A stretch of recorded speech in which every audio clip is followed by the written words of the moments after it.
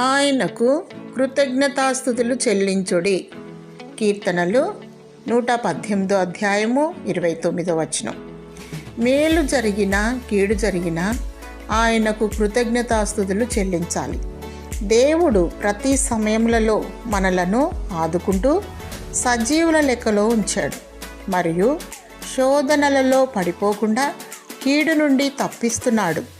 మనము భూమి మీద జీవించుటకు కావలసిన ప్రతి దానిని సమకూర్చి మనలను బ్రతికిస్తున్నాడు.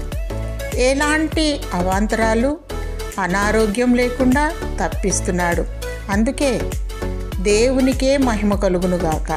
వీటన్నింటికంటే ప్రాముఖ్యంగా ఆత్మీయ జీవాహారం దయచేయుచున్నాడు.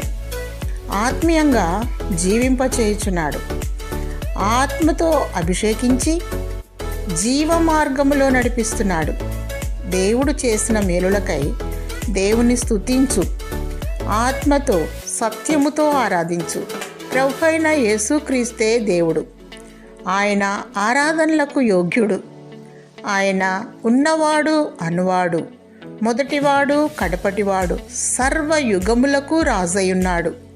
యుగ యుగములకు సర్వయుగములకు ఆయనే రాజు.